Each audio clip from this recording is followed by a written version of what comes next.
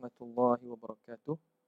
Kita sambung pembacaan kita daripada kitab Fiqh Al-Manhaji, membicarakan tentang pembahagian air kepada 4 bahagian. Kita masuk pada bahagian yang ketiga, At-Tahiru Ghairul Mutahhir, air yang suci dan tidak dapat menyucikan. Dia suci tapi dia tidak dapat menyucikan, dia tidak mampu membersihkan atau digunakan dalam penyucian, dalam taharah.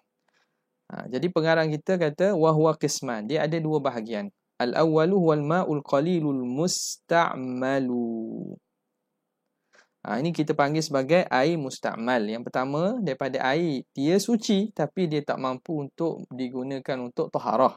Air musta'mal. Air sedikit, al-musta'malu fi fardhi taharati, yang digunakan pada fardu taharah. Fardu taharah ni makna taharah yang wajib. Kal ghusli wal wudu, seperti mandi dan juga wudu. Okey, ini pun masih disebut secara umum ya. Kalau kita perhatikan, taharah fardu pada masalah mandi ni ialah mandi yang wajib, iaitu basuhan yang mula-mula itu. Begitulah juga wudu. Wudu di sini air itu dikira air musta'mal kalau penggunaan air itu pada basuhan yang pertama itu. Basuhan yang pertama itulah apabila telah kita basuh anggota wudu atau mandi, air yang digunakan untuk itu kita simpan atau tadah balik, air itu tak boleh kita gunakan. Kita tak boleh guna balik untuk mengangkat fardu taharah yang lain. Untuk digunakan untuk taharah yang lain itu tak boleh dah. Jadi untuk taharah ni dia kata mesti menggunakan air mutlak. Air musta'mal kita tak boleh gunakan untuk taharah atau membersihkan najis. Sebab itu dia kata huwal ma'ul qalilul musta'malu fi fardhi taharati, pada fardu taharah kal ghusli wal wudu, yakni pada basuhan yang pertama. Wa dalilu kaunihi tahiran. Okey, sekarang ni bila dikata air yang ketiga ini, air itu dia bersih. Dia diri air itu bersih, dengan maksud dia tidak kena najis. Kalau kena pada pakaian kita boleh buat sembahyang. Tapi dia tak mampu dan tidak ada kekuatan untuk menyucikan dan membersihkan yang lain. Okey, apa dalil dia itu tahir, dia itu suci pada dirinya? Ialah hadis yang diriwayatkan oleh Imam Bukhari wa Muslimun an Jabir bin Abdullah radhiyallahu taala anhuma, daripada Jabir bin Abdullah, katanya jaa Rasulullah sallallahu alaihi wasallam ya'uduni, Nabi SAW datang menziarahi aku, wa ana maridun, hal keadaan aku sedang sakit. Jadi Jabir bin Abdullah cerita bahawa satu hari aku sedang sakit. Rasulullah datang menziarahi aku. Wa ana maridun, hal keadaan aku sakit, la aqilu, sakit yang aku tidak sedar, la aqilu, aku tidak sedar, aku pengsan. Maka bila Nabi datang, fatawadda'a, Nabi ambil wuduk, wa sabba min wadu'ihi alayya, lalu dia tuangkan daripada air wuduknya alayya, di atasku. Jadi air wuduk Nabi yang Nabi ambil, Nabi gunakan untuk berwuduk, contoh air itu Nabi ambil dan disapu di atas badan Jabir bin Abdullah, sebagai moga-moga dapat menyembuhkan dan dapat menyedarkan Jabir daripada pengsannya, daripada sakitnya. Jadi perbuatan Nabi mengambil air wuduk tu, dan air wuduk tu digunakan untuk sapu, menunjukkan air itu tidak najis. Kalau kena pada badan pakaian tak ada masalah, kerana kita diharamkan melomorkan badan kita dengan najis. Okey, itu dalil dia itu tahir. Okey, yang kedua, apa dalil air itu tak mampu mengangkat hadas, tak mampu digunakan untuk taharah? Wa dalilu kaunihi ghaira mutahhirin ma rawahu Muslimun. Dalil air musta'mal ini dia tidak menyucikan ialah hadis diriwayatkan oleh Imam Muslim wa ghairuhu, dan selain Imam Muslim, an Abi Hurairah radhiyallahu ta'ala anhu anna Nabiy sallallahu alaihi wasallam qala, Nabi sallallahu alaihi wasallam bersabda, la yaghtasil ahadukum fi ma'id daimi ay raqidi wa huwa junubun. Jangan mandi salah seorang kamu dalam air yang tetap, raqid, air yang tak mengalir, air yang tenang, air yang tak mengalir, wa huwa junub, hal keadaan dia sedang berjunub. Jadi dia berjunuk, dia nak mandi, maka jangan mengalir tersebut. Dengan andaian air itu sikit lah. Faqalu, maka Abu Hurairah yang menceritakan hadis ini kepada tabi'in. Tabi'in bertanya kepada Abu Hurairah. Faqalu ya Aba Hurairah, kaifa yaf'alu? Maka macam mana nak buat seorang tu? Qala yatanawaluhu tanawulan. Hendaklah dia cebok, dia ambil daripada air itu akan sebagai ambil lah. Maknanya air katakanlah macam ni. Ni bayangkanlah air taklah sekecil ni, macam mana nak cebok ni. Kata bekas yang besar sikit. Dia ambil sikit, lepas tu dia guna. Dia ambil tanawalahu yatanawaluhu tanawulan. Dia ambil dan digunakan. Bukan dia masuk ke dalam tu. Kalau sebab dia masuk, dia akan menyebabkan air itu jadi rosak. Air itu jadi telah termustakmal. Jadi mustakmal. Okay.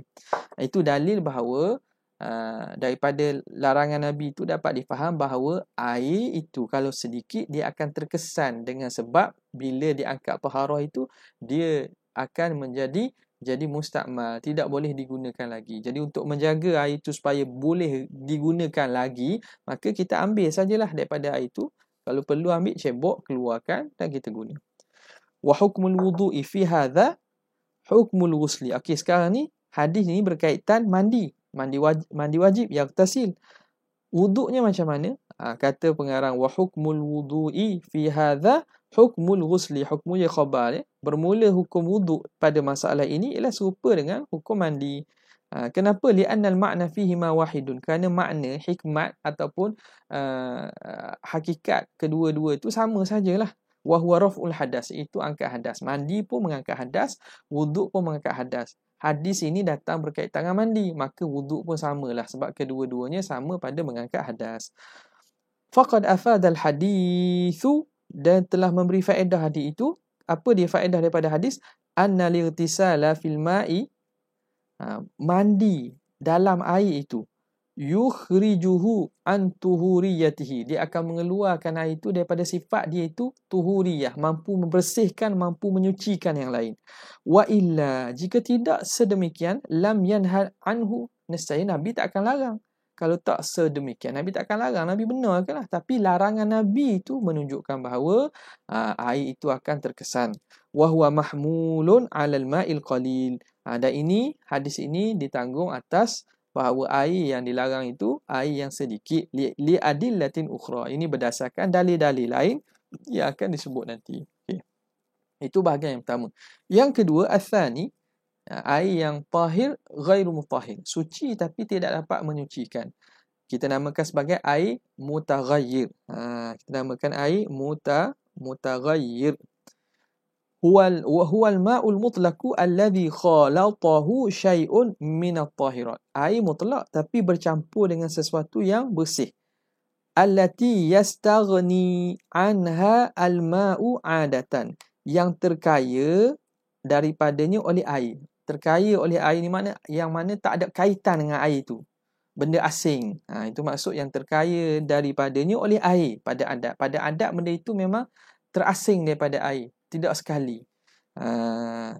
Contoh benda yang kadang tak boleh diasingkan. Kadang dia itu air memang biasa tak terkaya daripadanya. Ada contohnya tanah. Tanah memanglah payah nak asingkan tu. Dia benda yang kadang ada sekali dengan air. Nampak tak? Okey. Benda-benda yang terasing, contoh benda asing. Apa contoh? Kita masukkan dalam air tu nila. Kita masukkan dalam air tu sabun, contohnya sampai air tu berubah. Kita masukkan dalamnya perwarna. Air tu dengan sabun, dengan nila tu benda yang yastaghnil ma', bukan benda yang bersama dengan air. Okey. Perkara tahir allati yastaghni anhal ma'u 'adatan, yang terkaya daripadanya air pada adat, wallati la yumkinu fasluha anhu ba'dal mukhalatah, yang tak boleh kita ceraikan daripadanya setelah bercampur. Bila dah bercampur dengan air, kita tak boleh nak asingkan. Tapi kalau contoh dia benda yang asing tapi dia masuk dalam air, tapi kita boleh ceraikan. Contoh masuk pensel dalam air ataupun masuk kayu, itu kita boleh asing. Itu tak ada masalah, air itu masih kekal. Ini kalau kita dah masuk bercampur dengan air, kita tak boleh nak asing dah. Berubah tu air tersebut. Maka air itu apa yang jadi? Fataghayyara, maka air itu berubah. Bihaitsu lam ya'ud yutlaku alaihi ismul ma'il mutlaq. Panggil ke atasnya nama air mutlak. Bercampurnya sehingga orang tak panggil air mutlak dah. Orang dah tak panggil air mutlak. Contoh kasyai, seperti syai. Syai ni apa dia? Teh lah, air teh. Kita letak teh dalam air bercampur, boleh asing tak boleh asing. Wal araksus. Araksus ni satu jenis minuman. Tempat kita pun tak ada kot. Di tanah Arab adalah, dia berasa pahit-pahit sikit, dia minuman herba, diguna daripada tumbuhan, araksus. Itu air tersebut air yang dinama mutaghayyir dah. Air mutaghayyir. Contoh lain banyaklah, air apa lagi? Air sirap, air jagung dan seumpamanya. Amma idza kana al-mukhalitu at-tahiru muwafiqan lil ma'i fi sifatihi min ta'min wa launin wa rihin. Adapun ini isu masalah lain pula ni. Adapun jika idza kana al-mukhalitu tahir, adapun jika perkara yang bercampur itu yang suci, muwafiqan lil ma', dia menyamai air pada sifatnya, daripada ta'min, daripada rasa, wa launin, warna, wa rihin, dan bau.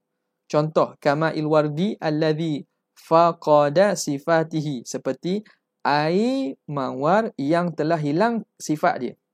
Air mawar sifat dia tak ada, hilang dah. Air mawar ni, air kenal tak air mawar? Pelajar boleh pergi cari kat kedai, kedai-kedai jual rempah-rempah air mawar. Biasa orang letak dalam buat nasi-nasi tertentu, nasi biryani dan seumpamanya. Air mawar ni, atau buat dalam kek ke, dia warna putih. Air mawar ni warna putih, bukan warna merah. Air mawar warna putih. Jadi air mawar ni dia ada bau dia. Bila lama-lama bau dia hilang, dan rasa dia kalau lama-lama dia akan hilang. Maka bila begitu air itu dengan air mawar, dengan air biasa jadi sama warna. Kita tak boleh nak beza dah. Tiba-tiba air mawar itu masuk dalam bekas air kita yang sikit. Contoh dia kata, kama'il wardi alladhi faqada sifatihi fa innahu ya'midu 'inda dhalika, bergantung ketika itu ila takdir, kepada kita kena takdirkan bil mukhalifil wasat, dengan perkara yang menyalahi pada pertengahan. Ini kalau kita mengaji kitab-kitab yang lebih panjang, dia akan terangkanlah. Bab air musta'mal, kalau sesuatu yang masuk ke dalam air itu sifatnya sama, kita kena andaikan kalau benda itu benda yang berlainan, yang ada sifat yang pertengahan, adakah berubah air itu atau tidak?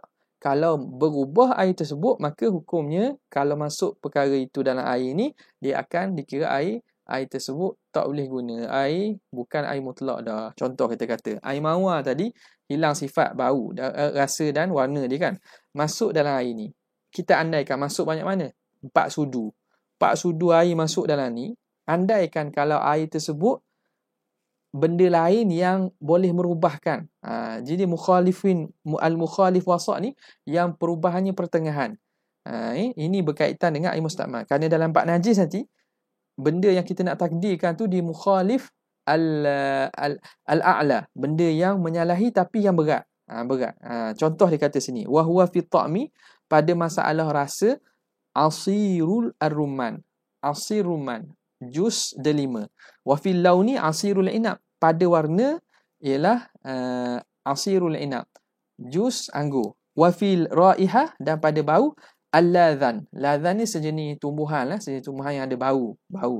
Okey, sekarang ni pada ta'am, rasa jus asir rumman, jus delima. Jadi jus lima ni dia peringkat perubahan ataupun dia itu dikira sifat dia pertengahan. Dia tidak kuat sangat. Kalau kuat sangat macam rasa yang lebih, rasa apa kita kata, rasa cuka, itu lebih kuat tu. Wa fil launi, kalau warna asirul inab. Ini contohlah asirul inab, iaitu jus anggur. Jus anggur ni perubahan dia pertengahan. Kalau contoh yang perubahan yang kuat, contoh masuk nila. Nila tu kuat tu. Masuk sikit akan berubah. Ini kalau masuk air andaikan yang 4 sudu tadi, 4 sudu air mawar yang hilang sifat dia masuk, andaikan itu bukan air mawar, andaikan dia itu asirul inab. Kita andaikan dia itu jus anggur, masuk 4 sudu dalam air ini, adakah air ini akan berubah warnanya? Kalau berubah warnanya, maka air ini bukan dikira air mutlak dah. Air ini dah tidak dikira air mutlak. Tak boleh kita gunakan untuk taharah. Jelas ya?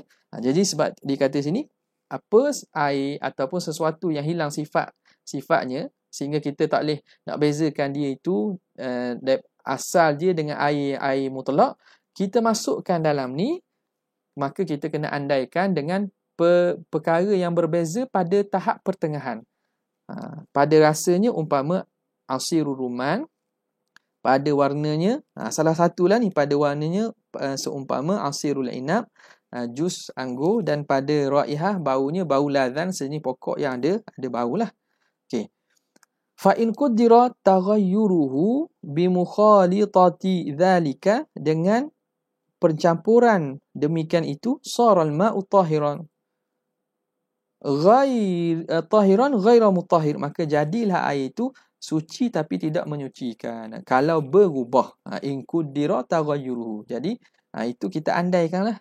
Jadi banyak mana itu bergantung kepada andaian kita lah. Kata sebahagian daripada guru-guru, tok-tok guru, dia kata kalau selagi mana yang masuk itu tidak banyak, sikit saja, tak sampai pada separuh, maka dikira air itu kekal mutlak lagi. Okey. Wa kaunuhu ghaira mutahhirin, dan jadilah dia tidak bersih, tidak dapat menyucikan, ghaira mutahhir, li'annahu asbaha la yusamma ma'an, kerana dia dah jadi tak panggil air dah, fi hadhil halah, pada keadaan ini. Wasyari'u ishtarata at-tatahhura bil ma', dan syari' itu syariat kita, Allah Ta'ala mensyaratkan untuk tatahur, untuk penyucian tu mesti dengan air. Okey. Masuk yang keempat, ma'ul mutanajjis, air yang bernajis.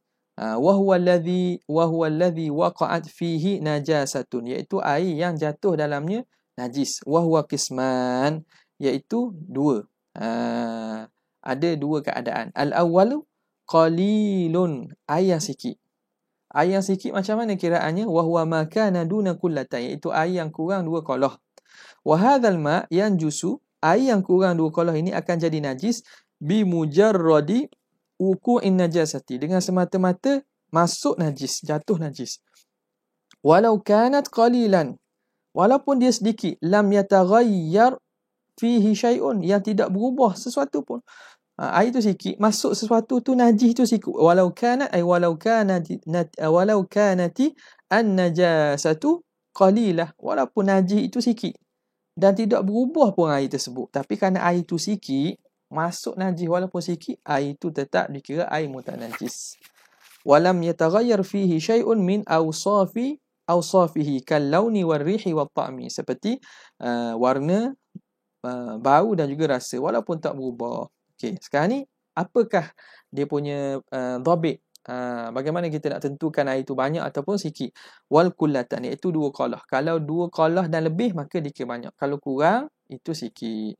Wal kullatani 500 ratlin, 500 ratal, 500 kati lah. Ratal ni kati, 500 kati Baghdadi. Tusawi, dia menyamai berapa?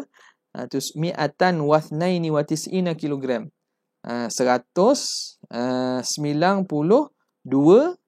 kilogram.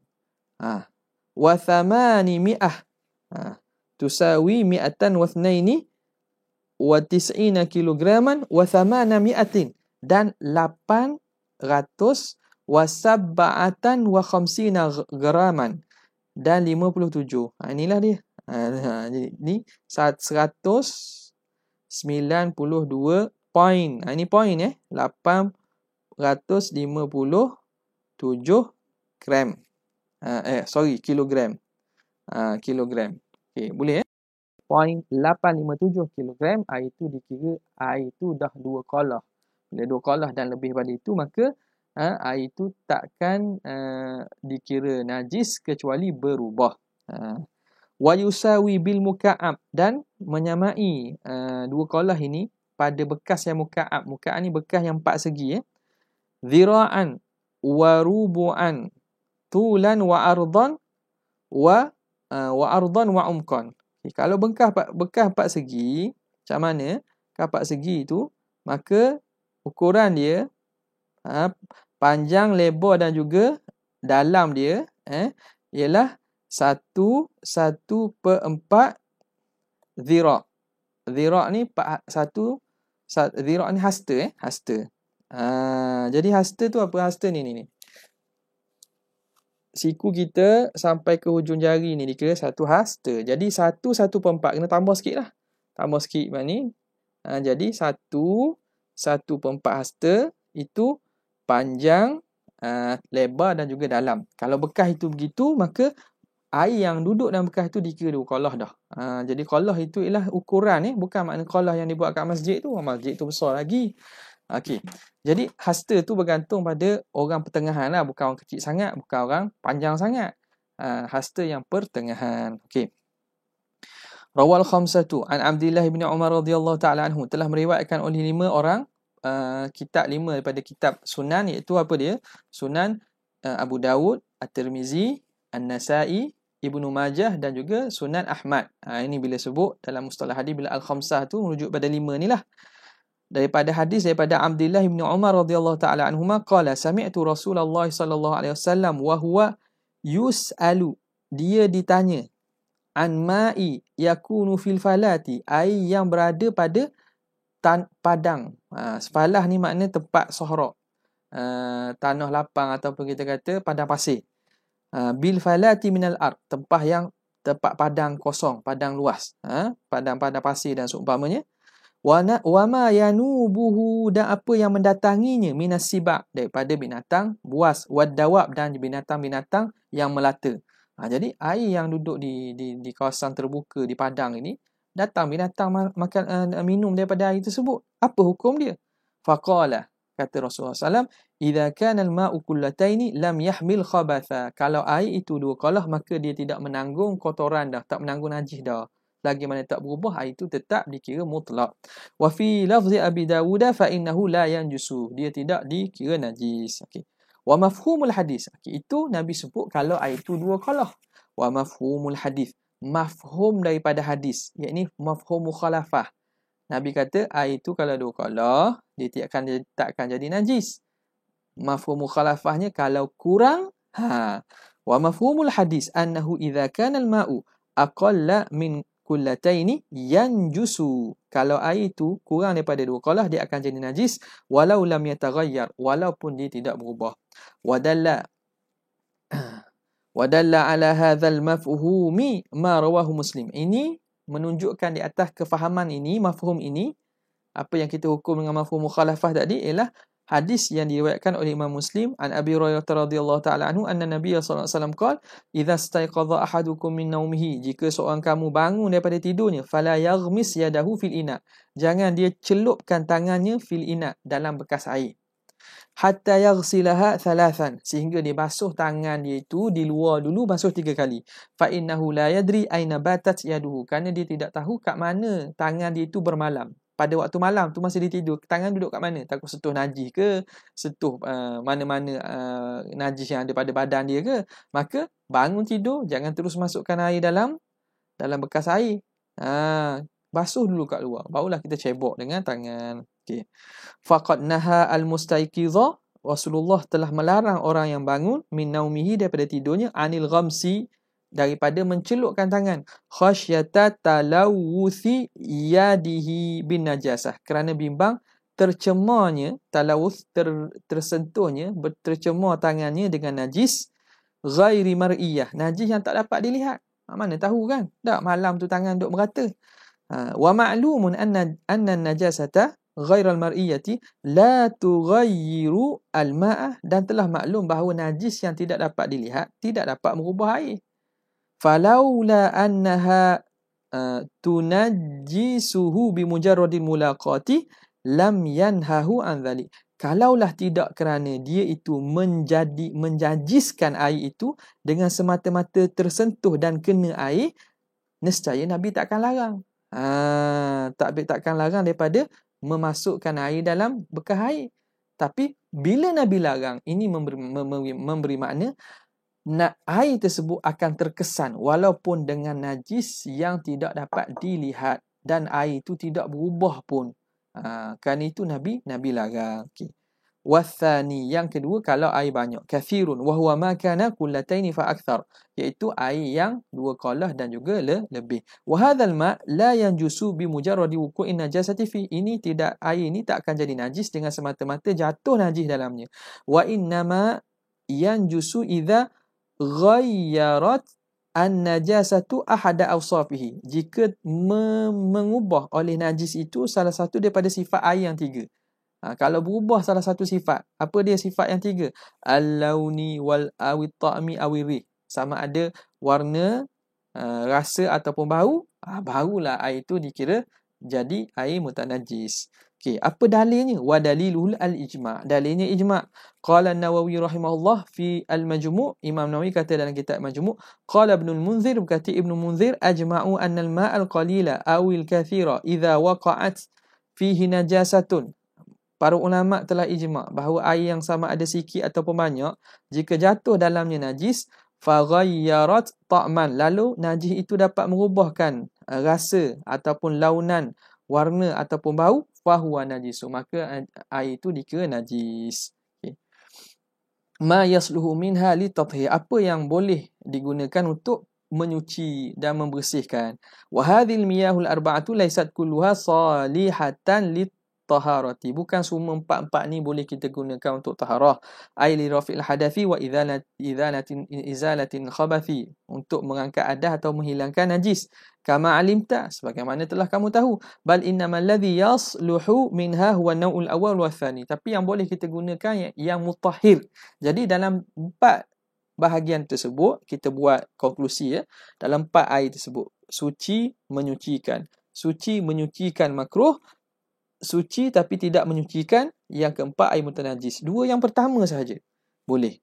Tapi ma'a karahati naw'i tsani fil badan, tapi makruh kita gunakan air musyammas pada badan.